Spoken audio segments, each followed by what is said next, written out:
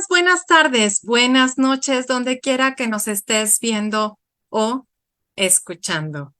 La cultura dominante de una sociedad tiende a imponer valores y normas con las únicas correctas. Pero esto no significa que sean justas o verdaderas. Pierre Bourdieu. Yo soy Verónica Zambrano. Yo soy Carlos Martínez. Nuestra invitada es mexicana, arquitecta, maestra en restauración de sitios y monumentos. Durante su trayectoria profesional ha ocupado roles importantes en el ámbito de la conservación del patrimonio cultural. Se desempeñó como coordinadora de la Comisión Patrimonio Cultural y sede de la Federación de Colegios de Arquitectos de la República Mexicana en el periodo 21-22. Fue presidenta del 23º Consejo Directivo del Colegio de Arquitectos Guanajuatenses AC en el bienio 2022. Forma parte del Grupo de Trabajo Patrimonio y Cultura de la Unión Internacional de Arquitectos en el periodo 21-23. Actualmente es coordinadora de la Comisión de Sitios y Monumentos del Colegio de Estado de Guanajuato. Su experiencia profesional se ha centrado en la conservación del patrimonio cultural, tanto a nivel gubernamental como a través de su empresa Taller de Oficios y Tutorías, trabajando de cerca con comunidades y sociedad civil organizada, difundiendo la conservación del patrimonio mediante cursos, talleres y charlas. Ha realizado intervenciones en inmuebles catalogados como patrimonio histórico en el estado de Guanajuato, galardonada por su contribución al campo de la conservación. Entre sus logros más destacados se encuentran el proyecto ejecutivo y obra de adecuación para el Museo Nacional de Pueblos Mágicos en Calvillo, Aguascalientes, trabajos de reestructuración de la Catedral de Irapuato, Guanajuato, conservación de los museos de las zonas arqueológicas de Cañada de la Virgen y Copro, así como del Teatro Cervantes en la ciudad de Guanajuato. Ella es María Iliana Briceño Ramírez. Iliana, ¿cómo estás? Bienvenida a esta tu casa, @arquitectos online. Muchas gracias por la invitación a Arquitectos. Me da mucho gusto estar esta noche con ustedes y tener la posibilidad de platicar de un tema que nos apasiona mucho, por lo menos en cuanto a la restauración y en el trabajo que se ha llevado a cabo. Bueno, pues ojalá que sea nutrido y que podamos aportar para el conocimiento de todos. Muchas gracias. Gracias, Iliana. Y bueno, Bienvenida. damos de igual manera la bienvenida a nuestro siguiente invitado. Él también es mexicano, arquitecto, con especialización en restauración de monumentos y centros históricos, maestro en arquitectura de paisaje y doctor en diseño, miembro titular del Seminario de Cultura Mexicana, miembro emérito de la Academia Nacional de Arquitectura, presidente del Consejo Internacional de Monumentos y Sitios ICOMOS, México, organismo A de la UNESCO, profesor titular de la Universidad Autónoma Metropolitana Azcapotzalco y coordinador del posgrado de diseño, planificación y conservación de paisajes y jardines, autor de diversos proyectos de restauración integral, recuperación del patrimonio edificado y de paisaje, planes maestros paisajísticos y arquitectura contemporánea, entre ellos la Fortaleza de San Juan de Ulúa, Veracruz, antiguo atrio y convento franciscano de Santa Ana y Museo de las Yacatas en Michoacán. Las plazas principales de Pátzcuaro y Uruapan, Michoacán, entre otros. Autor de 140 artículos relacionados a la conservación y salvaguarda del patrimonio cultural y natural. Autor del libro El Paisaje, SCM, coautor de los libros Campeche, Patrimonio y Paisaje, FONCA, La Arquitectura de los Olivos, Michoacán, y CCA San José de Costa Rica, en Costa Rica. Él es el doctor Saúl Alcántara Onofre. Bienvenido. Muy buenas noches. Aprecio muchísimo Buenísimas noches. Gracias por aceptar nuestra invitación. al contrario, aprecio mucho esta invitación a ti, Verónica Zambrano, a Loanmi García, a Carlos Martínez, y me da mucha alegría estar con Iliana Briceño Ramírez, ¿no? En una ocasión vi su conferencia sobre la Catedral de Irapuato y lo hizo de manera filológica. Gracias. Sí, sí, estamos aquí bien acompañados. Loan, Aquí ando, ya vine. Una disculpa, me agarró el tráfico horrible.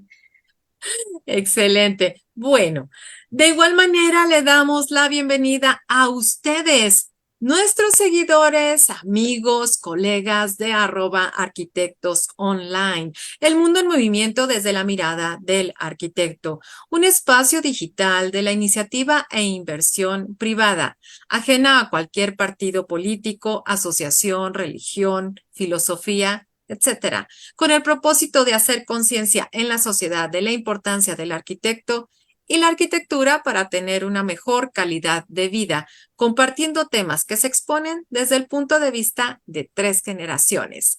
Hoy, en @arquitectos online, abordaremos el tema centros históricos en el marco del Día Mundial del Urbanismo. Y es que las ciudades se han transformado con el paso del tiempo en diferentes momentos históricos, pero el casco de fundación resguarda su ideología, su cultura, su tiempo, lo que origina su diseño y su identidad. Desde la postura de nuestros invitados, abordaremos el tema de los centros históricos, en donde se encuentran las memorias de una ciudad y se debate entre la conservación, el turismo, la gentrificación, la terciarización, el poder, la plusvalía.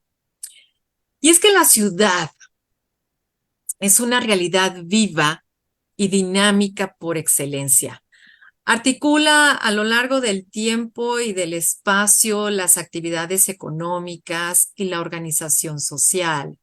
El centro urbano es por su propia centralidad el ámbito en el que históricamente se entrecruzan la diversidad de usos y actividades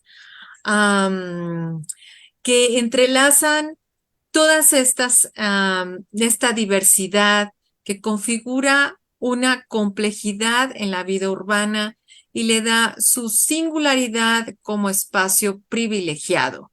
Consecuentemente, es en este espacio en el que se concentra el más rico patrimonio histórico de la ciudad.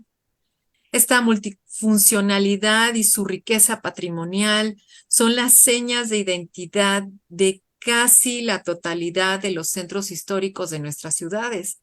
Estos centros que están sometidos a un permanente proceso de reorganización funcional, social y morfológica, en el que el urbanismo y la arquitectura en general, y la arquitectura contemporánea en particular, es un elemento fundamental para contribuir a una evolución planificada e integral.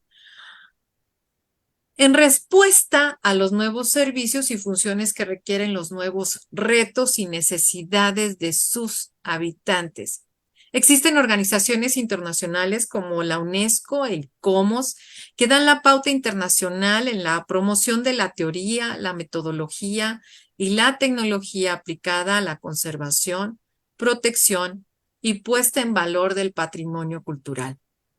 Pero quisiera arrancar esta charla esta noche con una pregunta que nos ha surgido por ahí. ¿Desde cuándo es que se inicia el poner bajo la lupa y observar la importancia del patrimonio cultural tangible e intangible?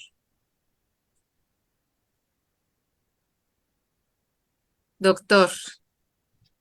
Bueno, muchas gracias, Verónica. Pues mira, yo creo que siempre ha habido digamos, esta mentalidad del ser humano por la conservación de su patrimonio, ¿no? Ya sea el propio o el colectivo, sin lugar a dudas. Recuerdo ahorita, por ejemplo, que en la época del Renacimiento en Venecia, Palladio le encargaron hacer el puente en donde está hoy el Rialto. Hizo para su época, en Renacimiento, ahí todo el Canal Grande con grandes casonas, quizás de la edad medieval o ya un poco más adelante, y fue rechazado el proyecto. porque transgredía los valores históricos de Venecia, ¿no? Entonces fue rechazado.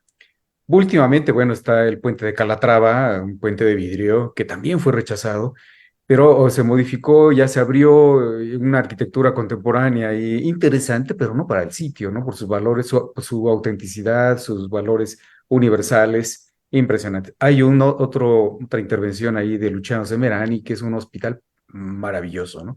Pero Venecia casi siempre ha rechazado, ¿no? Todo esto por conservar su centro histórico. Bueno, yo pienso que ya se profesionalizó esta, digamos, esta disciplina a partir del aluvión cuando se salió el río Arno en Florencia, el 4 de noviembre de 1966.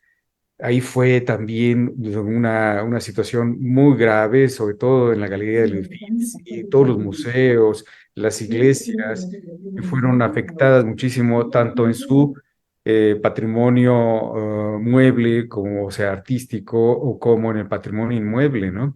Y recordemos que el patrimonio, lo que decías de lo intangible o lo inmaterial, el patrimonio cultural realmente es el crisol del intangible, ¿no?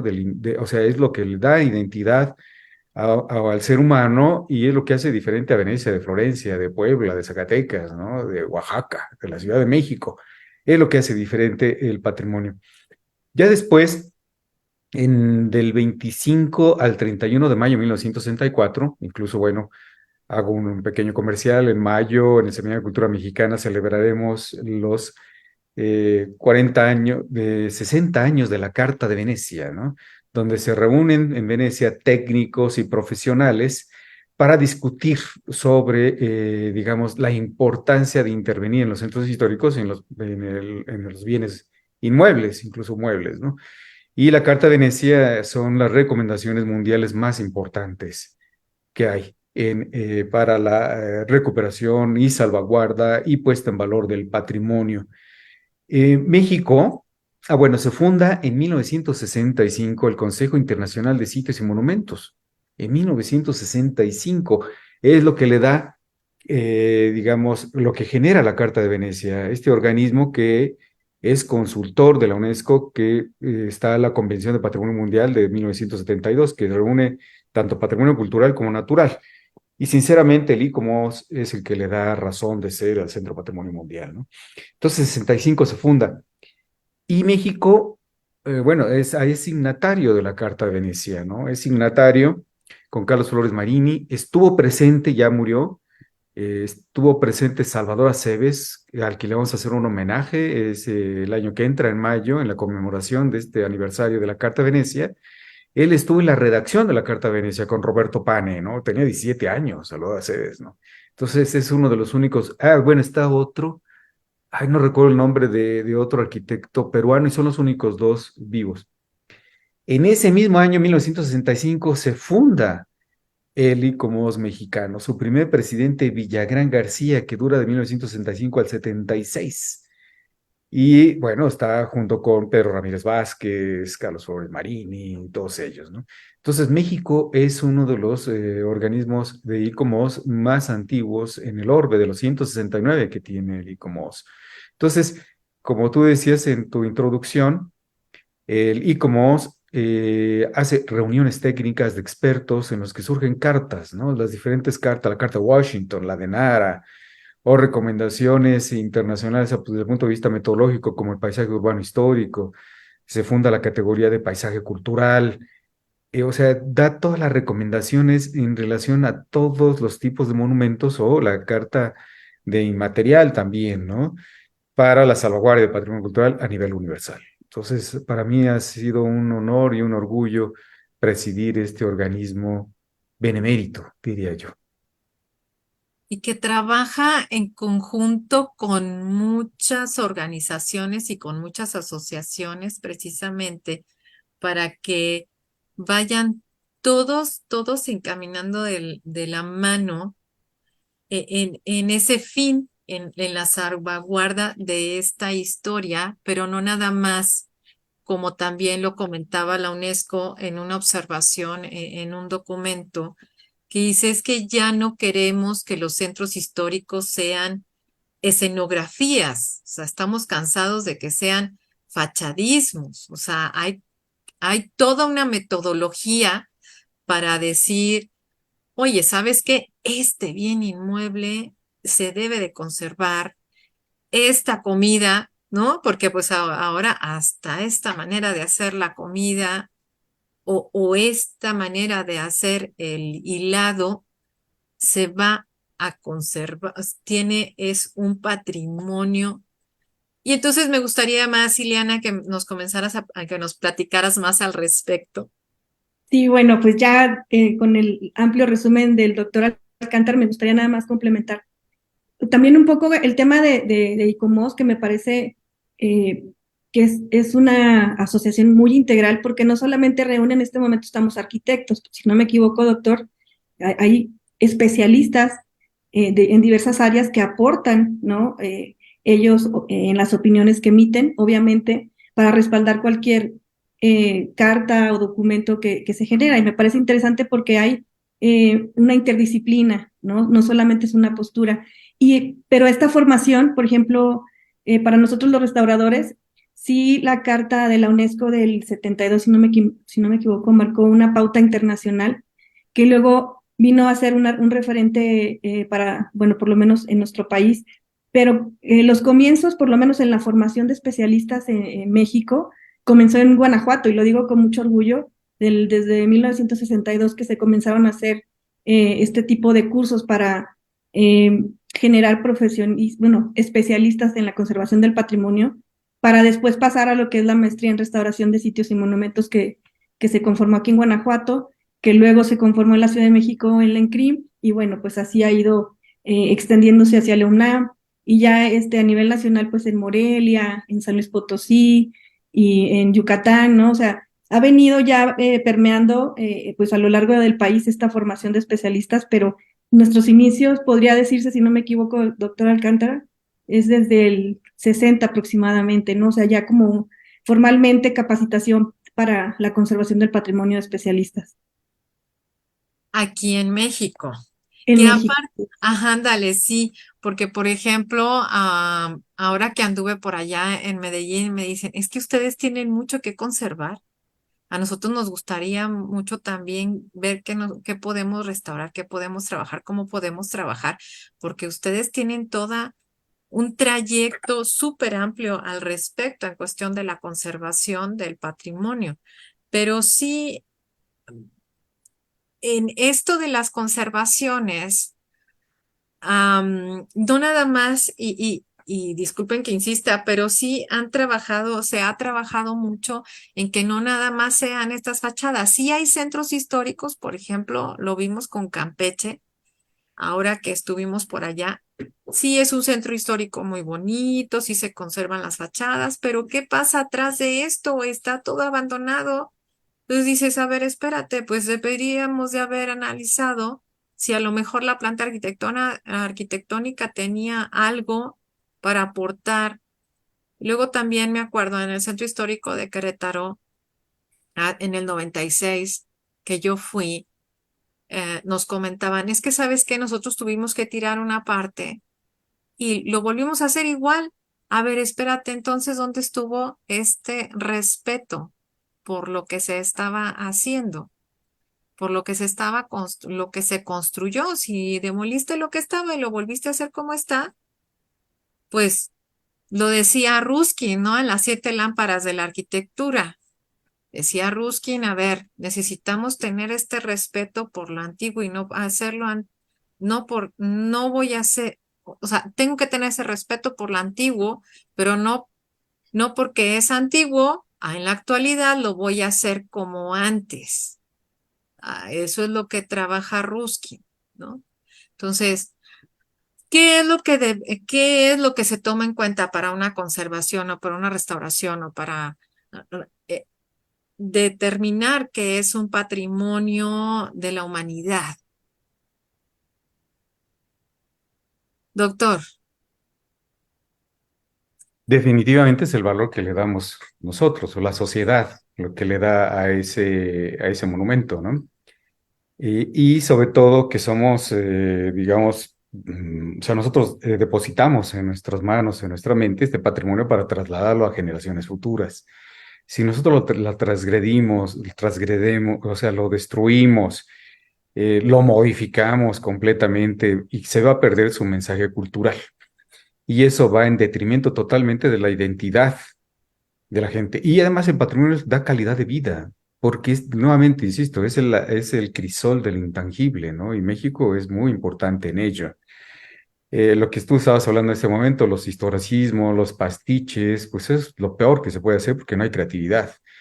Entonces, esta situación de los planes de desarrollo urbano, incluso en los centros históricos o en áreas de conservación patrimonial en la Ciudad de México, les otorgan una zonificación diferente a lo que es la conservación. No toman en cuenta el patrimonio.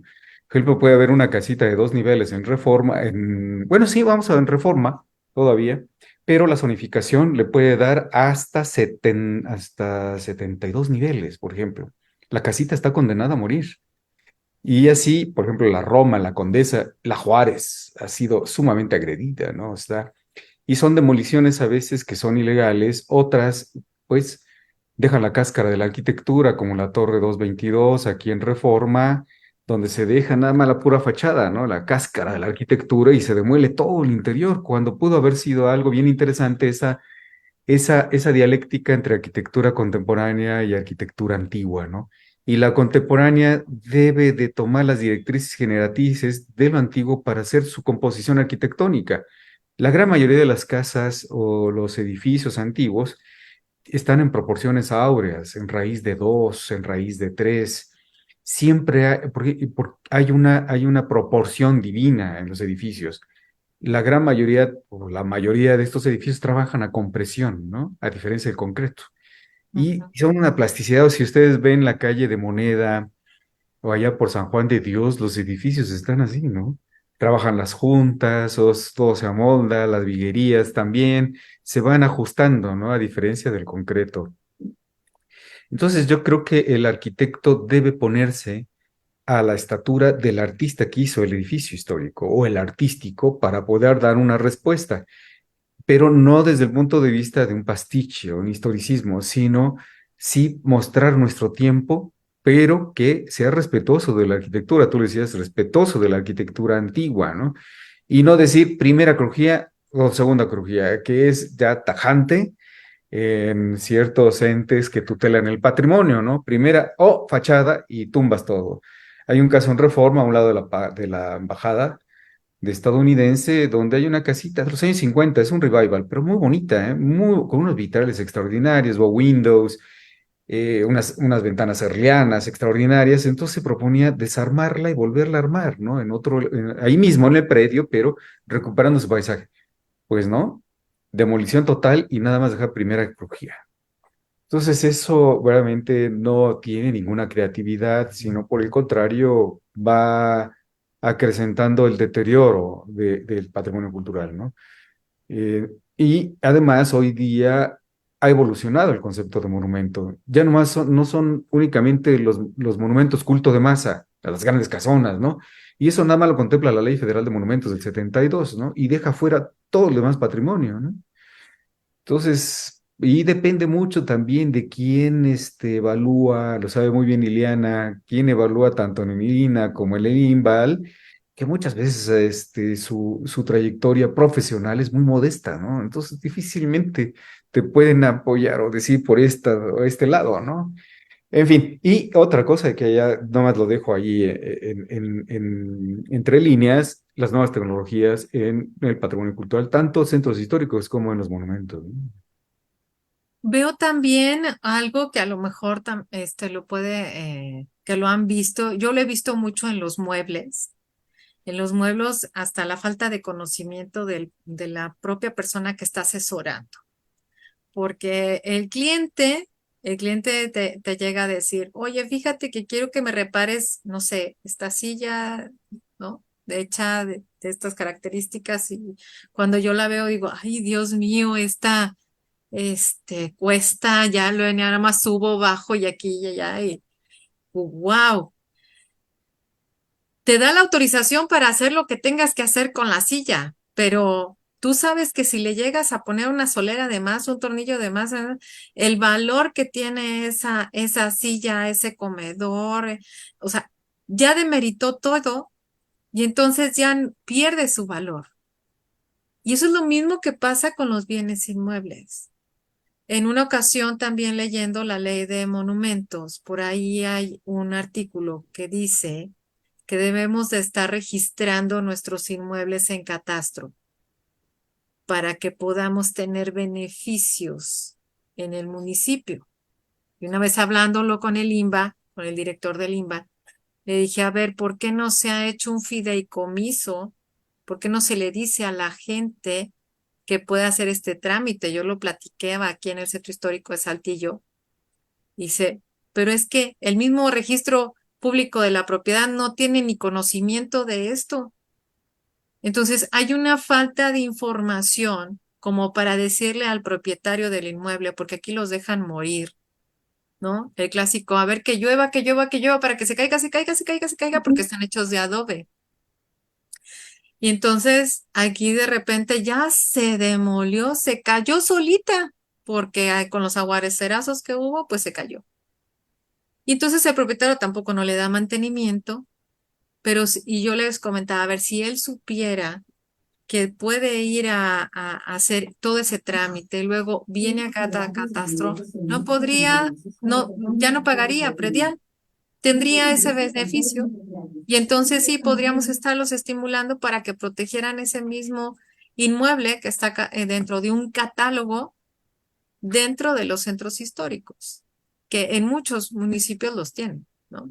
Carlos, te veo con caras de quiero, quiero. Hombre, mira, todo este tema del patrimonio, podríamos tener leyes federales y estatales muy buenas, pero la aplicación es muy mala. Esa es una realidad. Tan es así que se están destruyendo todos los centros históricos y todas las zonas patrimoniales del país. Unas más, otras menos, pero el truco es tumbarlos, ¿no? El truco de que se tapó el bajante y se cayó, pues pobrecito, fíjate qué pena. La realidad es, y si ponemos a analizar, es el valor de la tierra.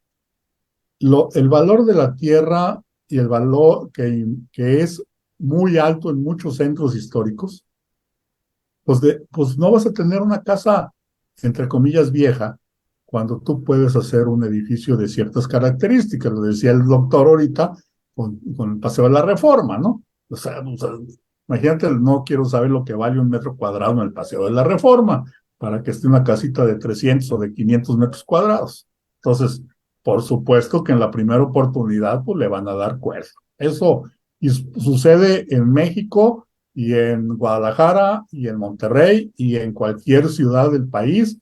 Creo que hay más respeto en lugares como Guanajuato, porque hay toda una tradición en ese sentido y porque en sí la ciudad de Guanajuato capital todo es un museo, ¿no? Que se ha conservado. Esa es una realidad. Pero fuera de esto, yo lo veo en cualquiera de las avenidas de cualquier ciudad y más si estamos hablando de las ciudades del centro del país y del sur del país. No se nos olvide que las ciudades del norte del país son relativamente nuevas. Tendrán 100, 200, quizás hasta 300 años, pero en otras estamos hablando de ciudades de 500 o construcciones antes de la conquista, que ahí están y que se han ido abandonando, ¿no? Entonces, esto requiere también un esfuerzo de los gobiernos y creo que ahí es donde está mucho del tema. Los planes parciales, aunque marquen unos perímetros, la realidad es de que las presiones inmobiliarias son muy altas y entonces no creo que se hayan hecho esfuerzos conjuntos para medio conservar el patrimonio, porque lo que pueda decir la Federación de Colegios, lo que puede decir el DICOM, lo que puede decir el arquitecto Martínez y lo que puede decir 20,000 gentes, y nada es casi exactamente lo mismo porque son como llamadas a misa. Mientras no haya una aplicación irrestricta de la ley y que haya castigos severos, partiendo de una catalogación real, la realidad es que se va a seguir destruyendo el patrimonio y no lo van a estar conservando. O sea, ¿Qué incentivo puede tener una persona que tiene una finca patrimonial cuando le cuesta más meterle lana que tumbarla y hacer un edificio de 10 pisos o de 5 o de 70 pisos? Digo, pues nada más ahí de ese tamaño, ¿no? Entonces, yo creo que hay mecanismos que se han puesto en práctica en otras partes del país y que desgraciadamente han ido avanzando lentos. Por ejemplo, en el área metropolitana de Guadalajara hay nada más 3 fincas, tres, fíjense nomás, que están, que son patrimonio artístico de la nación. Tres. Dos son de Luis Barragán y otro es el Mercado Libertad de Alejandro Son. Y lo andaban tumbando hace unos años, ¿eh? Porque tiene daños estructurales, porque está sobrecargado, por 20,000 cosas, y entonces ya se lo querían echar. Afortunadamente, tenía declaratoria o salió la declaratoria y se les paró ansia, ¿no? De la modernidad. Y las otras dos es la Casa Cristo de Luis Barragán y la otra es la Casa Teso Clavijero, una en manos del Colegio de Arquitectos del Estado de Jalisco y la otra en manos de la Universidad de los Jesuitas, ¿no? De Queselites. Pero son las únicas 3 fincas. O sea, yo les digo, el día que quieran tumbar la presidencia municipal de Guadalajara, la pueden tumbar porque no tiene declaratoria y es de 1920. Entonces, a la fácil se la echan, ¿no? Los otros monumentos artísticos que hay, o históricos más bien, pues bueno, ya conocemos la catedral y el Hospicio Cabañas y todo lo que ya sabemos y que salen en las postales, bueno, ahora salen en la internet, antes en las postales, que esas de alguna forma se han ido conservando. En Jalisco se hizo un esfuerzo y se hizo una catalogación de fincas y los tiene, todas estas catálogos de fincas las tiene registradas la Secretaría de Cultura, obviamente como representante del INBA, ¿de acuerdo? Y además este catálogo lo tiene y las que son de históricas y las que son de valor artístico o ambiental o como le quieras llamar, ¿no? Dependiendo de sus modalidades. Y esto ha llevado mucho tiempo. Yo les digo que pues ya salieron las leyes y las reglamentaciones y los catálogos cuando ya tumbamos más de la mitad. Pero bueno, pues por lo menos vamos tratando de salvar lo que queda, ¿no? Por un lado. Y por otro lado, a mecanismos de incentivos. Miren, ponía yo el ejemplo de la Casa Cristo de Luis Barragán, que conozco perfectamente bien el tema, y resulta que dentro de los planes parciales se utilizó un mecanismo hace varios años de la transferencia de derechos de desarrollo. Este mecanismo ayudó por la zona donde está enclavada, es una zona de alta plusvalía, por supuesto, y donde la tendencia a verticalizar en esa parte de las ciudades es muy fuerte. De hecho, hay edificios muy altos ahí muy cerca y otros ahí muy contiguos casi, ¿no? Entonces, ¿de qué se trata derechos de transferencia? El derecho que yo tengo para construir 20 pisos, ¿de acuerdo? De acuerdo a los planes parciales, de acuerdo a los coeficientes de utilización y ocupación del suelo, etcétera, etcétera. Pero como es de valor artístico o histórico, según sea el caso, en este caso sería artístico, entonces yo vendo ese derecho de los 8 o 10 o 12 pisos que tengo.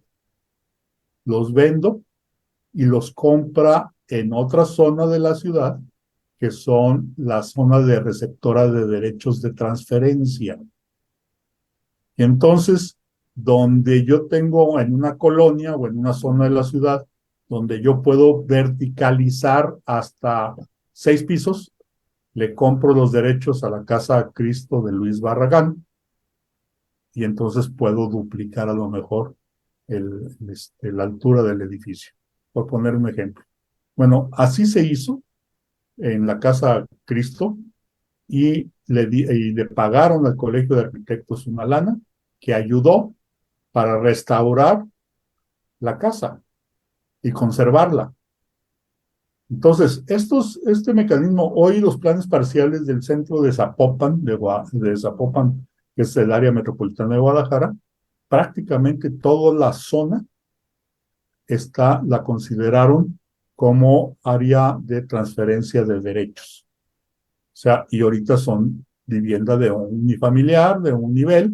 Yo creo que abusaron porque van más por el lado de verticalizar la ciudad o el centro histórico, que pues volvemos al tema inmobiliario, pero que de alguna forma el densificar controlado puede ser una buena solución con este tipo de mecanismos para conservar ciertas fincas, con estos mecanismos de la transferencia de derechos y de la recepción de derechos, al margen de esta catalogación de fincas de toda la ciudad y que trabajan muy de la mano lo que son gobierno del estado junto con los municipios.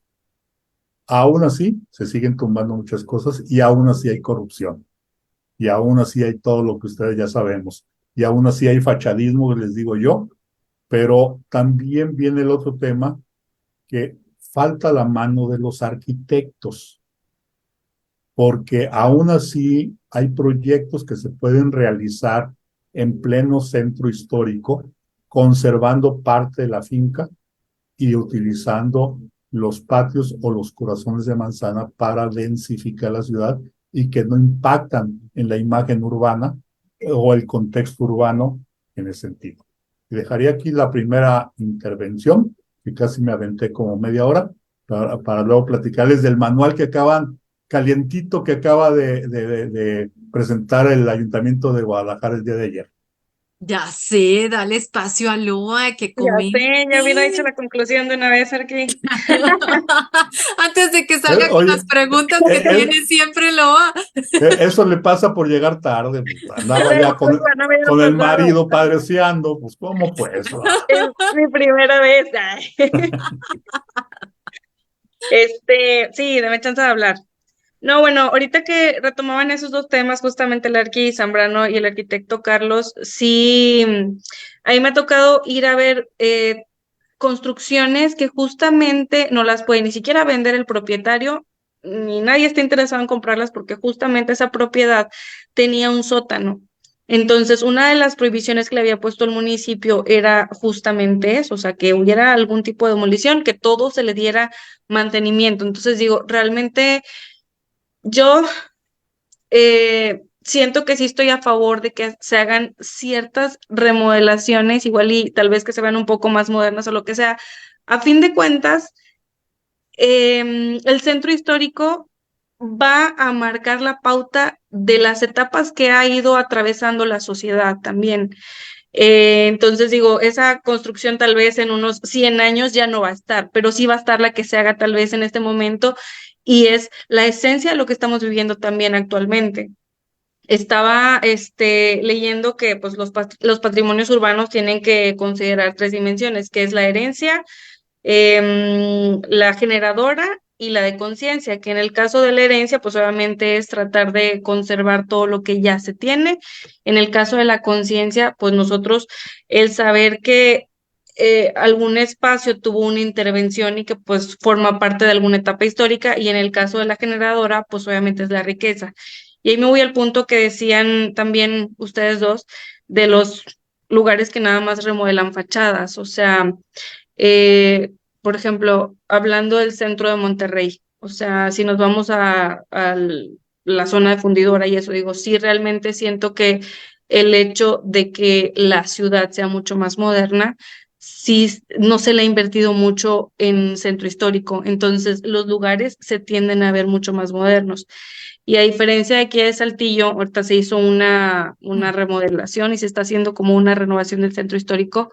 La verdad que yo estoy muy a favor. Hay gente que estuvo muy en desacuerdo, pero digo, a fin de cuentas, pues va a ser lo que va a impactar positivamente, ya sea en turismo, va a tener beneficios sociales, pues va a ser un desarrollo integral a fin de cuentas en los espacios. Siento que por eso yo sí estoy a favor, obviamente sí preservando los elementos históricos y la esencia de lo que era el centro histórico, porque a fin de cuentas es la raíz de cada una de las ciudades, ¿verdad? No me tardé tanto como el arqui. Sí, digo, yo estoy un poquito más a favor, pero pues también entiendo que hay que mantener la esencia, ¿verdad? Digo, y sí es importante tener las remodelaciones, renovar los lugares, pero sí manteniendo esa esencia del centro histórico. Lo que comentábamos también ahorita era el que en los centros históricos contemplen mucho a los usuarios, Así es. porque ahorita viéndolo ahí en el centro que tenemos aquí en Saltillo, los usuarios principales eran la gente adulta y la gente adulta ya no está yendo a caminar esos espacios precisamente por los materiales. Los materiales los dejaron muy mal colocados y entonces lo que ocasiona son estos futuros accidentes entre ellos. Ya a cierta edad ya no podemos estar caminando porque las rodillas nos están doliendo o la cadera y es complicado, es complicado. Entonces también cuando se está trabajando con los centros históricos, como que llegan a ser laboratorios de intervención para ver qué es lo que se puede hacer y qué no se puede hacer. Entonces como que deberían de ser un poquito más conscientes en cuestión de que no nada más, la excusa es, estamos colocando materiales de bajo mantenimiento. Me parece muy bien, pero en algún momento te pusiste a hacer una encuesta o a revisar el aforo del espacio de intervención, porque ya estás cambiando también esta dinámica. Quieres cambiar la dinámica para que sean los jóvenes los que lo están usando y no la gente adulta, que era lo que lo usaba. Entonces, eso es lo que quisiéramos saber al respecto.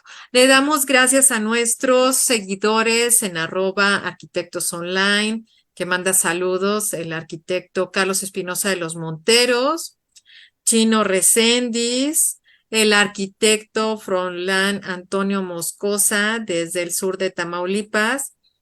Lo que comenta el arquitecto Carlos Espinosa de los Monteros es precisamente, dice, desgraciadamente los funcionarios del INAH y del INVAL no tienen el conocimiento de cómo preservar un edificio.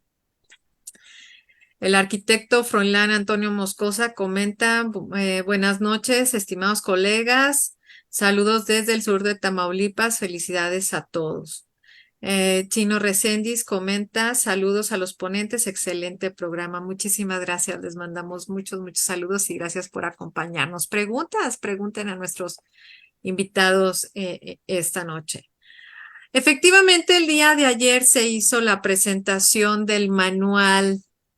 Un manual, ¿verdad, Carlitos? Sí, fíjate que afortunadamente esto inició, fíjese qué curioso, inició hace algunos años, porque la estatua de la Minerva, se ubica en la Minerva en Guadalajara, que es una glorieta, y entonces contrataron una restauradora de bienes muebles de la ECRO, que es parecida a la de CRIM de la Ciudad de México, y entonces le preguntaron y les dijeron, oiga, ¿y cuáles son los lineamientos para restaurar la Minerva?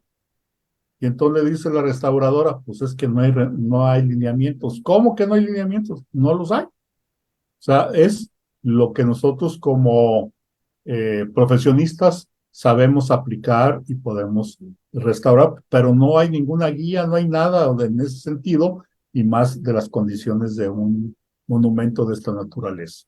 A raíz de eso se quedó muy inquieta la regidora y empezó a trabajar. Y después de varios años, se pudo lograr un pequeño manual, que estamos viendo ahí algunos detalles en la pantalla. Se hizo este manual, pero más que un manual para arquitectos, que bueno, nos sirve a los arquitectos y a los ingenieros, más bien es para la población en general. Si ustedes se los compartí yo en línea, este PowerPoint o este documento, el documento lo hace una arquitecta, Arabela González, que es la dueña de la editorial esta, que se dedican a hacer libros prácticamente de arquitectura, y ella es restauradora o muy metida en el tema del patrimonio, y los dibujos son de un arquitecto, Jorge Fregoso, ¿no?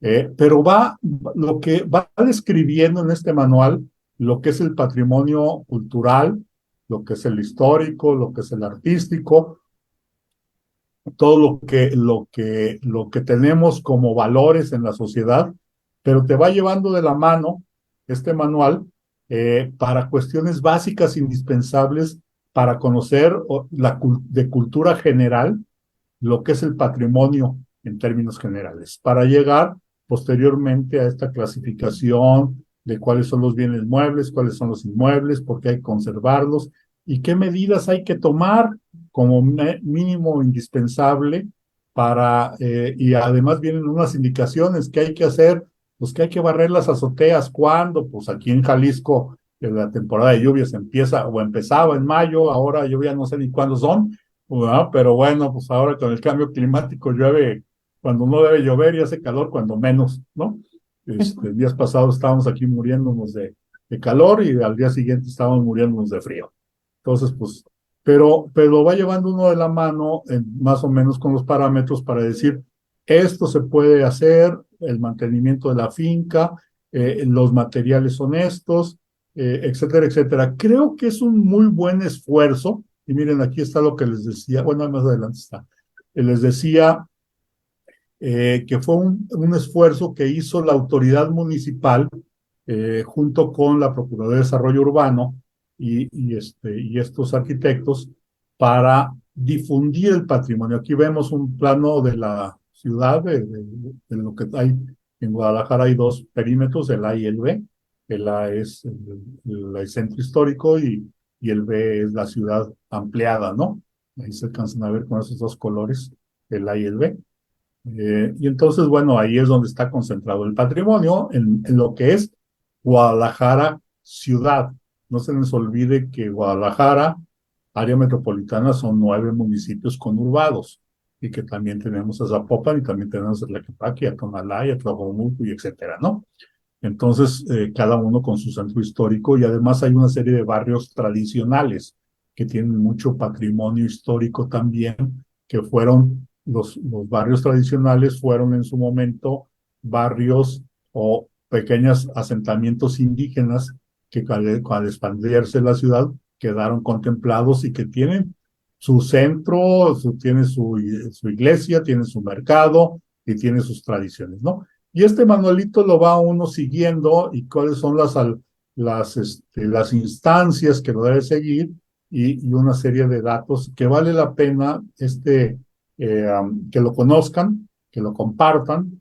Y yo creo que es un muy buen esfuerzo del Ayuntamiento de Guadalajara como para que todos los municipios hicieran algo parecido, porque yo creo va más dirigido a la población que a los técnicos. Digo, a los técnicos nos sirve y sobre todo hay muchos técnicos que dicen, oiga, pues es que tengo que remodelar una casa vieja. Oye, pues no es remodelar para empezar, ¿verdad? Es restaurar. Y en segundo lugar, pues es un patrimonio, ¿no? Entonces, desde el lenguaje de muchos técnicos que a veces no los entendemos, eso es por un lado, y bueno, dichoso que se presentó dentro de la feria, la segunda feria del libro más importante del mundo, ¿no? Que es la Feria Internacional del Libro. Entonces, creo que también el significado en ese sentido es importante que lo hayan hecho, porque nos ayuda a difundir el patrimonio, porque nos viene bien, a muy buena hora, y que vale la pena aprovechando que fue providencial el programa de hoy, para que ayer casualmente dieron a conocer esto. Esta es una monografía de la Casa Iteso Clavijero, ¿no? Entonces, y estaba ahí el patrimonio artístico de la nación, ¿no? Y esa es la Casa Cristo, y arriba vemos el mercado de San Juan de Dios, ¿no? Esa es la Casa Cristo abajo y arriba de San Juan de Dios, que son las únicas 3 fincas con declarados monumentos artísticos de acuerdo a la Ley Federal de Zonas y Sitios Arqueológicos. Pues ahí está. Te los comparto y si no lo puedes compartir, Vero, a los que lo soliciten, pues por ahí yo se los compartí en algunos grupos, y espero que sirva de algo, por lo menos como guía para que, sobre todo hay que hacérselos llegar a los regidores y a los funcionarios municipales, ¿no? Claro. Y yo creo que el patrimonio, la mejor forma de cuidar el patrimonio es que todo el mundo lo conozcamos. Digo, nos maravillamos cuando vamos a Europa, ¿no? Sí, Y, sí, sí. y entonces la realidad es de que uno ve las diferencias y también el reuso de los edificios en Europa y el valor del suelo es altísimo, ¿no? Y las inversiones son del mismo tamaño. Y obviamente yo creo que hay países como España que es pavoroso de lo que ingresa por cuestiones de turismo y que muchos vamos a ver el patrimonio más que otra cosa, porque no vamos a las playas, ¿no? Que yo sepa. Bueno, los que quieran ir al Reventón a Ibiza a lo mejor, pero fuera de eso, no creo que los demás, los que ya pasamos de los 15 años, como que ya estamos medios cansados para esos rollos, ¿no? Así es, así es. Pues mira, A lo todo, mejor lo han sí va, pero no, yo ya para ya qué. sé. Ustedes son de centro histórico, yo de la playa. No, no es cierto. Pero me permite hacer un Tú vas a ir a comentario. ver otros monumentos, Luan. Adelante, adelante. Claro que sí, Ilian. Muchas gracias. Pues yo me voy a cambiar un poquito a un lado más romántico, también queriendo complementar lo que han ustedes compartido. Y es Ajá. este tema o el punto en el que hemos visto que los centros históricos se están estandarizando. Ya el centro histórico de Durango de pronto, pues no pudiera confundirse con el centro histórico de Monterrey o me acaba de pasar en Tuxtla. Y la verdad es que yo les comentaba en un grupo que estuvimos también en Tuxtla platicando, el punto de ponernos a reflexionar, y a mí me preocupa mucho quién está haciendo los planes y los proyectos, como ustedes lo mencionaban, pero el tema es qué estamos concibiendo como patrimonio cultural y para quién lo estamos conservando. Y lo pregunto porque creo que si existe el patrimonio es porque lo gestamos nosotros los seres humanos, ¿no? Y todo lo que hay, nosotros lo construimos, pero ¿qué tanto sentido de pertenencia tenemos con respecto a lo que nos rodea? Bien lo dijo Vero al inicio de la sesión, una ciudad es dinámica, está viva, ¿no? Nosotros en el día a día, que ya estamos en diciembre, simplemente se nos pasó el año, como lo decimos, pero nuestro día a día también nos genera el dejar de observar nuestro entorno, dejar de ver qué está pasando, simplemente sufrir las consecuencias, como lo mencionas, Vero, de caminar un pavimento que a lo mejor no es el adecuado, pero lo que está pasando es que está cambiando y no nos estamos dando cuenta y tampoco lo estamos exigiendo. Eh, lo que mencionaba Saúl con respecto al tema del patrimonio monumental, porque pensamos o generamos proyectos para que atraigan turismos, que vengan a ver nuestro patrimonio monumental o nuestros grandes espacios públicos, pero ¿qué pasa con la arquitectura, con las construcciones que le dan origen a nuestros centros de fundación, a los barrios, a las comunidades? Estamos hablando de un patrimonio que efectivamente se está perdiendo porque pareciera tener un privilegio estar en un catálogo cuando tenemos que identificar todo lo que nos rodea, ¿no? O sea, estas construcciones, estos espacios que nos traen esas sensaciones y recuerdos de añoranza, ¿no? De lo que vivimos cuando fuimos niños y que a lo mejor con la cotidianidad vamos perdiendo esa sensación y ya no nos resulta tan importante, ¿no? Hay lugares como en comunidades que tienen capillas hermosísimas y la población está tan identificada con su patrimonio que si alguien quisiera llegar a demolerlo, evidentemente no podría. Yo creo que pasaría lo mismo si en el centro de Jalisco la gente estuviera identificada o tuviera algún sentido de pertenencia con la presidencia municipal. Definitivamente no la demolerían, pero es que también es un tema de labor social, o sea, de que nosotros o sea, regresemos a nuestro origen, de la memoria, ¿no? O sea, de que volvamos a hablar qué pasaba, porque es importante, ¿no? Una casona no difiere de una casa construida de tierra, porque la casa de tierra tiene un valor también importante por los materiales con los que se construyó, por la estructura, ¿no? Los colores, la distribución del espacio. Tenemos que aprender a ver lo que nos rodea para poder quererlo y también conservarlo y exigir que haya políticas públicas que efectivamente lo conserven, ¿no?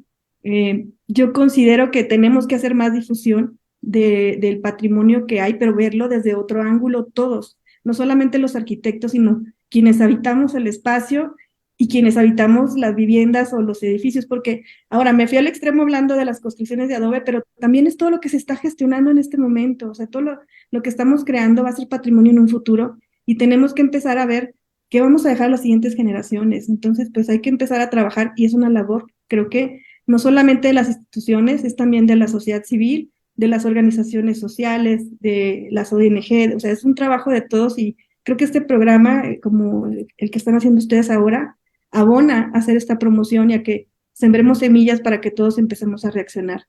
Que espero no haberlos hecho llorar, pero me parecía importante mencionarlo. No, fíjate que tocas un tema súper importante porque yo me acuerdo que cuando estuve en un diplomado de conservación de patrimonio, recién terminé y me fui al castillo de Chapultepec y recorrí ese castillo desde otra perspectiva, desde otro punto de vista y créeme que lloré porque imagínate bajar a Carlota de este carruaje con este vestido, caminar por ese pasillo, subir a la terraza, ver a Maximiliano, o sea, todo eso es sumamente diferente. Doctor, Gracias, Verónica. Nada más algunas cosas que quedaron ahí y que quisiera contestar. Por ejemplo, Carlos, en Reforma Insurgentes, el metro cuadrado en Reforma está en $10,000 el metro cuadrado. El registro es una determinación de ley que el INAH y el INBA deben registrar y están atrasadísimos. O sea, no tiene ni el 10, ni el 8% del registro de monumentos y el INAH. Y ahí, por ejemplo, viene esta cuestión de que sí se puede, quien tiene un edificio catalogado por determinación de ley o que es monumento, se le puede exentar del impuesto predial. Y en algunos casos, como en la Ciudad de México, cuando estaba Alejandro Moreno Toscano, del agua, y no se exentaba todo por una parte, ¿no? Pero vemos Madero. Madero son puros comercios enormes y además está la casa Banamex con la casa Iturbide, ¿no? Entonces se les sí. exenta el impuesto, ¿no? A los grandes banqueros, ¿no? Y lo que decías, Vero, también de Ruskin, está la otra parte, Viollet-le-Duc, ¿no? Reconstruyó, o sea, hacer un repristino. Ujú. Y esta Ileana, pues yo con lo que mencionabas de Guanajuato, la primera maestría y todo, bueno, pues ahí fue fundamental Luis Ortiz Macedo y Salvador Aceves García, que trajeron a los grandes maestros italianos de restauración a Guanajuato. El INCRIM, bueno, con Carlos Chanfón Olmos, era la escuela más importante de restauración de América Latina, ¿no? Y bueno, yo quiero, no sé si me lo permiten, decir otros aspectos de algunos sitios, centros históricos, en los cuales hemos tenido suceso como intervención, como ICOMOS. Por Ujú. ejemplo, V-Grant, ayudamos a la UNAM para que no se construyera este edificio porque iba a tergiversar completamente todo el patrimonio visuales creadas por Carlos Lazo y todo el paisaje de Luis Barragán, etcétera. Entonces lo logramos. Chapultepec, con el proyecto Cultura y Naturaleza, el artista que está liderando esto, pues se fue contra un ahuehuete y varios ahuehuetes de 400, uno de 850 años, el más antiguo de la Ciudad de México, para destruirlo, ¿no? Para matarlo. Afortunadamente, por los medios, nosotros tenemos mucho acercamiento con el periódico Reforma, y soy miembro del Consejo Editorial de Cultura, y salvamos estos ahuehuetes, ¿no? Es más antiguo que la catedral, 850 años. Wow. El Carolino en Puebla. Iban a hacer una alberca bueno, un espejo de agua en un patio renacentista maravilloso y le iban a poner un sombrero enorme de vidrio, incluyendo la compañía. Lo pudimos echar para atrás. Las momias, un edificio que no me entusiasmaba mucho, Ileana, era muy extraño, pero no era para un sitio patrimonio mundial. Por fortuna el alcalde tuvo sensatez y lo retiró. Cablebús, ahora que hablaba Carlos de Luis Barragán, ¿no? Entonces pudimos hacer que se retirara el cablebús porque nos decían los funcionarios, entonces, pues qué, si van a ver un cable ahí, unas góndolas, no se va a ver nada, ¿cómo no? O sea, es Claro. cosmogónica esta azotea, ¿no? De Barragán, con las nubes, el azul y los colores de la terraza. Entonces, se retiró lo más posible. Tetele, en Puebla, una zona arqueológica de 3 km², estaban construyendo un conjunto habitacional. Al interior, un conjunto habitacional, cuando está registrada como zona arqueológica. Puebla, destruyeron los pavimentos, ahorita hace 2 semanas inauguraron, de mediados del siglo XIX, Barbón en concreto estampado. San Miguelito, San Luis Potosí, tumbaron todo la piedra de concha del siglo XIX y siglo XVIII, el gobernador dijo, si las quieren les doy a 5 pesos cada piedra. Lo tumbaron para meter concreto estampado. Ahí sí no pudimos hacer nada. Zacatecas. Todos son ocurrencias de gobernantes, todos. Zacatecas, un segundo piso de 3.2 kilómetros en la zona de amortiguamiento de patrimonio mundial, prácticamente, o sea, que tiene las mismas, digamos, la misma protección que la zona núcleo, la misma. Y va a ser una cosa espantosa, ¿no?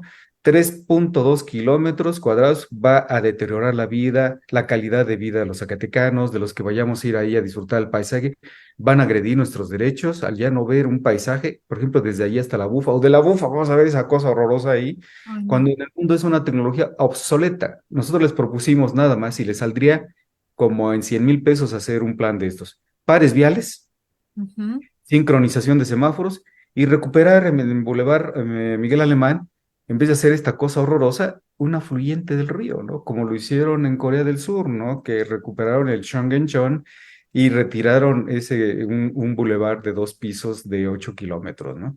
Entonces, cada vez estamos retrocediendo por las ocurrencias de los gobernantes y para eso está la sociedad civil, por eso está ahí como de aquellos que tenemos pasión por el patrimonio, de hacerles ver de que el patrimonio, si se pierde, es como alguien que tiene Alzheimer, ¿no? Que no sabe ni de dónde viene ni a dónde va.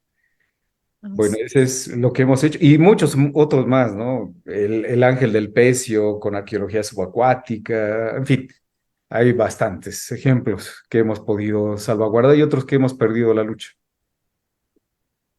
En Sí, miras de este futuro, ¿qué retos, aparte de esto de las cuestiones políticas, qué retos son los que se vienen con toda esta dinámica, con esta tecnología? ¿Qué retos podríamos estar vislumbrando también con estas nuevas, este, no sé si le podría decir moda, porque yo veo que dicen, ahora vamos a hacer el laboratorio el centro histórico tal, y ahora vamos a poner y vamos a hacer esto en el centro histórico. Yo veo que es así como que, ay, vamos a ver si funciona o no funciona, pero mientras ya conflictuaron a la misma ciudad. Mira, déjame comentarles algo porque el área metropolitana de Guadalajara está dando un fenómeno, quizás interesante. No sé qué vaya a pasar, pero bueno, vale la pena comentarlo. Ujú. Guadalajara capital, Guadalajara ciudad, el centro histórico ha perdido en los últimos 10 años más de 200,000 habitantes. ¿Eso qué quiere decir? Que se quedó solo. ¿Y Ujú. eso qué quiere decir? Inseguridad. ¿Sí? Las familias se fueron a la periferia y el fenómeno este. Hoy, las políticas urbanas hablan de una densificación y que uno y otros los toman como verticalización, Ujú. que son conceptos diferentes. Entonces, lo que se está planteando para el centro de Guadalajara es volver a densificar, pero obviamente, ¿por qué? Porque no hay suelo. Y el mejor suelo, pues es el que ya está urbanizado y tiene todos los servicios. Los centros históricos tienen todos los servicios. ¿Qué? También. Y esto también. De lo bueno, de lo regular y de lo malo, ¿no? Lo que quieras. Entonces, y además tiene toda la infraestructura. Y Ujú. hablo de infraestructura en el término como Dios manda, que son las estructuras abajo de la tierra que se llaman agua, luz o drenaje, o quizás en algunos casos gas, y no como algunos políticos y técnicos trasnochados que hablan de la infraestructura física educativa, o sea, escuelas abajo de la tierra, ¿no? Sí. Entonces, estamos hablando de que los centros históricos normalmente hay capacidad para las escuelas, han quedado vacías las primarias o quizás secundarias, hay todos los servicios de abastecimiento, todo el transporte público, porque así me digan lo que me digan, en todas las ciudades del país, todos los camiones pasan por el centro. Punto. No, y Sí. todavía se sube uno en una orilla y pregunto, no, ya va para el centro, pues todos los camiones van al centro, hombre. Eso es una realidad en cualquier parte del país. Eso es otro fenómeno. Entonces, la realidad es que los centros históricos tienen toda esta infraestructura y todos los equipamientos necesarios para densificar o poner otra vez y hacer las ciudades vivas. Nada más que sí se está abusando con este tema de la densificación y lo están cambiando para una verticalización. Y en ese sentido, están aprovechando cualquier resquicio que haya en la ley o en el reglamento o cualquier error para demoler, número uno. Y además de construcciones no armónicas. Esa es la otra, para empezar. Y en segundo lugar, los tribunales administrativos, no, hombre, son una chulada. Que me disculpen los abogados, porque ahí son una bola de abogánsters, ¿no? Que buscan y las mañas de que solicitan al municipio una lanita, la corrupción es su agosto, no contestan y con eso se van al tribunal de lo administrativo y les dan el fallo para que hagan lo que se les pega en la gana y se brincan todas las leyes habidas y por haber. Entonces, estamos hablando también de un problema de que los centros históricos se deben de revitalizar, que es buena oportunidad con esta nueva política urbana de densificar y hacer las ciudades más compactas. Creo que tienen mucha potencialidad, pero yo creo que sí, la sociedad, los organismos intermedios, debemos de estar muy al pendientes porque finalmente es nuestra historia, es nuestro patrimonio. Yo entiendo las nuevas generaciones que a lo mejor no entienden lo que es las raíces, lo que es la identificación, porque los centros históricos son zonas de identificación, es zonas donde uno le da seguridad muchas veces, o sea, tiene una bola de temas intrínsecos, los centros históricos y los edificios patrimoniales que ellos se dan, ¿no? O sea, ustedes vayan a una ciudad americana y dicen, ¿y aquí para dónde jalo? ¿Dónde está el centro? ¿No? Sabe uno que es el centro porque está la Broadway y la Main, pero hasta tan, y porque hay unos edificios altos, pero espera uno ver una plaza, ver los tres poderes cuando se fundaron las ciudades, que era el poder público, con la presidencia municipal, el poder eclesiástico, ¿no? Con la iglesia o lo que se fuera, y el poder económico que era la tienda del pueblo o lo que haya sido, ¿no? Y que ese esquema se sigue conservando. Entonces, en todas las ciudades españolas de origen español, pues tienen un elemento de identificación como parte de nuestra cultura. Sí. Y esto a veces los jóvenes no lo entienden. Y yo creo que ahí falta educación en las universidades, en las escuelas, y nosotros como técnicos que debemos de compartir, y es nuestra obligación, este sentido social que debemos de tener por medio de los diferentes organismos donde participemos, ¿no? Cualquiera que sea. Y yo creo que ese es el reto. Esos son los retos a los que debemos de estar trabajando las generaciones que pasamos ya de los 15 años y de los que están apenas en los 15 años como lo han, ¿no? Ya sé. Doctor, para concluir, ¿qué podríamos estarle recomendando? ¿Qué podríamos estar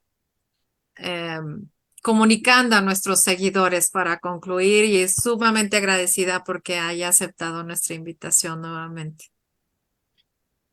Definitivamente debe haber planes, no de desarrollo, sino de conservación de centros históricos, no específicos, y no planes de desarrollo normales como como se hacían en los años 80, es el zoning. O sea, hay una desplanificación definitivamente en los centros históricos. No está, digamos, en primer lugar el patrimonio, en lo absoluto, es el zoning. Y vemos que el espacio público es el que prácticamente está desamparado totalmente, ¿no? El espacio público no se planifica, se desplanifica. Bueno, y los planes de desarrollo indican ahí verde, dice, es área verde, no es área verde, es un área estéril y está esperando la especulación edilicia, ¿no? Eso por un lado. Por el otro, ya la Ley Federal de Monumentos y Zonas Arqueológicos, Históricos y Artísticos del 72 es completamente obsoleta. No es, por ejemplo, ahorita están haciendo la propuesta para la declaratoria de zona de monumentos históricos de Zacatecas y retoman de hace 30 años la poligonal de Patrimonio Mundial, pero la rayita la pasan en medio de la calle. O sea, del lado sí es patrimonio y del otro no. Cuando eso pasó en San Miguel de Allende, una casa la tiraron porque estaba de un lado, pero no pasaba la rayita por ahí, del otro lado sí. Entonces debe pasar a la manzana. Y se debe ampliar a lo que es el paisaje urbano histórico o a paisaje cultural. Debe actualizarse ya de manera preponderante la ley federal. México era el país más avanzado en la legislación patrimonial y sobre todo con su ley de 1932, con la cual se declararon monumentos, casi el 80 o 90% de monumentos declarados por el INAH fueron en esa época, en el 33. Incluso Chapultepec está declarado como belleza natural, está el Zócalo como zona típica. Entonces era la ley de monumentos y zonas típicas y bellezas naturales, adelantándose completamente un año antes a la ley de España, que ya es muy avanzada, y adelantándose prácticamente pues algunas décadas de la Convención de Patrimonio Cultural y Natural. Entonces México era muy avanzado. Pues llega la ley del 72 y dio al traste con todo. Entonces, yo creo que ya es preponderante y lo hemos mencionado en cada foro que la Ley Federal de Monumentos ya es completamente obsoleta, ¿no? Hay una en Veracruz y en Baja California, una ley todavía de zona típica de bellezas naturales que quedaron por ahí rezagadas y ahí están. Hay un edificio horroroso que construyeron en Veracruz, atrás del faro, de un trazado del Parsons de finales del 19, principios del 20, y el INAH dice no me toca, el INBA dice no me toca. Hicieron una cosa horrorosa cuando tiene una ley de también, ley de zona típica de belleza natural, pero tiene una ley de frente de mar Ah, de los años 60 por ahí más o menos, y no la tomaron en cuenta, el gobernador se hizo pato y se construyó una cosa realmente espantosa, por no decir una grosería, ¿no? Muchas gracias. gracias, Mónica. gracias. Ileana, para concluir, y Y gracias, muchas gracias por aceptar nuestra invitación, Ileana. no, al contrario, es un espacio muy importante en el que podemos expresarnos y se los agradecemos mucho. A mí me gustaría, bueno, más bien sí puntualizar, creo que de los grandes retos es considerar en las políticas públicas que la conservación del patrimonio no está peleado con la inclusión. Al contrario, o sea, se han generado ya mecanismos para adaptar los espacios públicos para que podamos gozarlos todos. Y hablando de todos, es desde niños, jóvenes, adultos, personas con discapacidades, todos. El punto es que eh, hay que conservar para quienes habitamos y compartirlo a los demás. Pero en este punto de la conservación, sí tenemos que tomar en cuenta que no haya barreras, que podamos llegar por los medios que nosotros nos traslademos, ¿no? Pero considerar siempre por delante a los seres que habitamos los espacios y eso creo que es bien importante que no se pierda de vista en en las políticas públicas que se generen en un futuro. Gracias, Ileana. Loanmi, Ya me toca mi turno. concluyamos. Bueno, bueno, si bien sí estoy, como les comentaba, a favor de la restauración, la remodelación, tal vez en algunos casos que ya sea tal vez casi que el último recurso, también estoy, bueno, creo que todos aquí en este grupo lo estamos mm, pidiendo respeto. O sea, en cuanto a lo que platicábamos de centro histórico, que como decía Larky, igual el piso no es el adecuado, no está siendo tal vez incluyente con las personas de una o ya la tercera edad. Siento que hubieron jóvenes que también no estuvieron de acuerdo, pero al momento de ya finalizado el proyecto, ¿qué pasó? Que siento que no hubo ese respeto en el proyecto que se propuso, ¿verdad? Digo, porque a fin de cuentas creo que la propuesta era buena, se cerraron calles en vez de haber tanto vehículo, es más peatonal, áreas de sombra, y digo, eso está genial, pero a fin de cuentas creo que a veces se ponen metas que no se pueden ni cumplir, que quieren ahorrar en el presupuesto y eso pues obviamente ya nos metemos en temas un poquito complejos que son a fin de cuentas de más políticos. Peliagudos. Exactamente. Entonces, digo, sí es complejo, ¿verdad? Creo que estoy muy contenta que aquí como nuestros invitados, digo, tengan esa labor y que estén tratando de preservar lo que es nuestro patrimonio, ¿verdad? Digo, porque sí hay estamos de acuerdo en la remodelación, en la renovación, que todo sea para bien, ¿verdad? Pero también que exista ese respeto de la contraparte hacia nosotros, que a veces nos venden una cosa y decimos, genial, es para beneficio y resulta que a fin de cuentas sale contraproducente, ¿verdad? Así es, así es. Yo tengo una pregunta todavía, fíjate, y ya quiero cerrar, pero nada más para nuestros seguidores. ¿En qué momento el ICOMOS entra, doctor? O sea, ¿en qué momento puede decir un ciudadano o una sociedad, una asociación, necesito del apoyo del ICOMOS?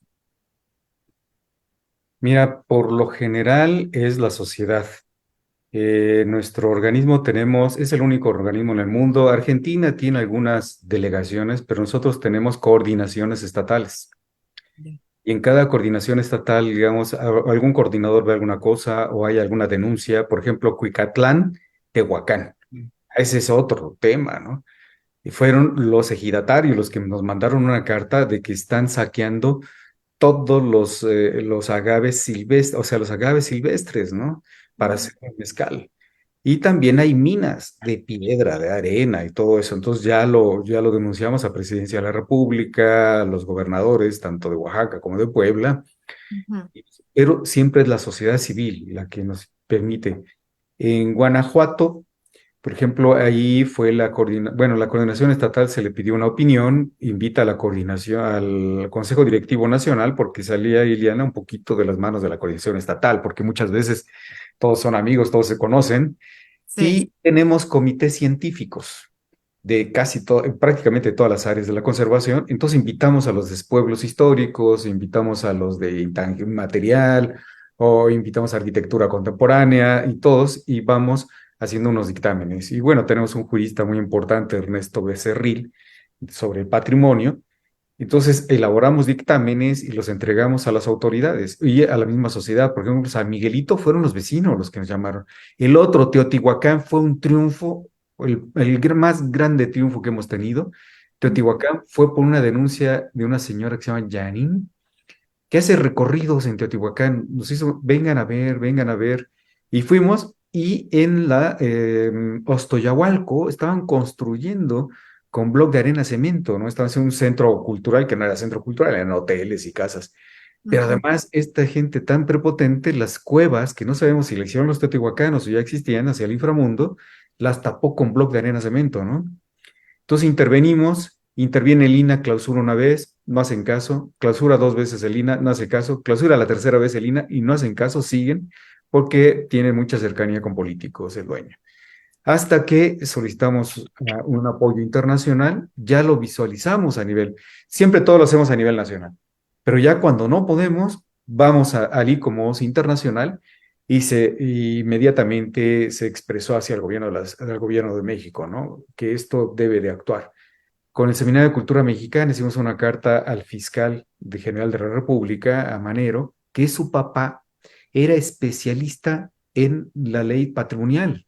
Incluso Ajá. tiene un libro sobre la ley patrimonial y la sociedad publicado en Oxford, la Universidad de Oxford. Ajá. Acudimos a él, al día siguiente llegó la Guardia Nacional, salieron a las 3 de la mañana de la Ciudad de México y aseguraron el predio, no lo clausuraron, aseguraron el predio y está asegurado. Wow. Entonces, eso son lo que hacemos nosotros en ICOMOS. Lógicamente nos ganamos muchas enemistades, problemas políticos, pero pues es nuestra labor como sociedad civil, ¿no? Sí, sí, sí, ya es la finalidad de ICOMOS. Pues gracias, gracias. Carlos, ¿con qué quieres concluir? No, hombre, tengo desde que empezó el programa concluyendo, pero bueno. Ah, bueno, entonces, No, hombre, yo creo que insisto en que el patrimonio es de todos, eso es una realidad, aunque las casas tengan dueño, pero finalmente las ciudades son de todos, ¿no? Y todos tenemos una responsabilidad y creo que sí habría un llamado yo a los ciudadanos en general, porque a cuidar nuestras raíces. Un pueblo sin raíces es un pueblo que realmente no va a tener memoria y difícilmente puede progresar como sociedad. Las sociedades más avanzadas es porque han cuidado su patrimonio, porque es una parte de su cultura, son pueblos muy cultos, en el sentido, por eso cuidan y por eso son grandes, ¿no? Y de ahí parten, porque es parte de su seguridad como ciudadanos, como población, como país muchas veces, ¿no? Como ciudad. Son orgullosos de su patria chica y la han sabido cuidar y acrecentar. Y con eso concluyo, yo creo que valía la pena crear esta conciencia, establecer políticas públicas en todos los niveles, tanto desde la ciudadanía como de los órganos de gobierno. En ese sentido, hay grupos, desgraciadamente son esfuerzos aislados, que se hacen muchas veces en los gobiernos, porque algún gobernante tiene la voluntad política, pero no hemos podido institucionalizar el cuidado del patrimonio y acrecentar el patrimonio como parte inherente de nuestro desarrollo como sociedad. Y con eso concluyo. Yo creo que ese es uno de los grandes retos que tenemos. Así es, así es. Y bueno, crear políticas públicas, hacer conciencia en la sociedad. La misma sociedad debe de saber que tiene esa voz y que debe de usarla para proteger el patrimonio, y que cualquier punto, alguna duda que tenga, estamos para apoyar y para servirlos. Agradecemos su presencia. Recuerden suscribirse a nuestro canal en YouTube, Facebook para recibir las notificaciones. Ya estamos subiendo videos y estamos en Spotify, iVoox. Escúchenos, siempre vamos con ustedes. Esto fue @arquitectos online, el mundo en movimiento desde la mirada del arquitecto. Un espacio digital en donde compartimos temas que se exponen desde el punto de vista de tres generaciones, acompañados por nuestros invitados expertos, para hacer conciencia en la sociedad de la importancia del arquitecto y la arquitectura para tener una mejor calidad de vida. Hasta la próxima.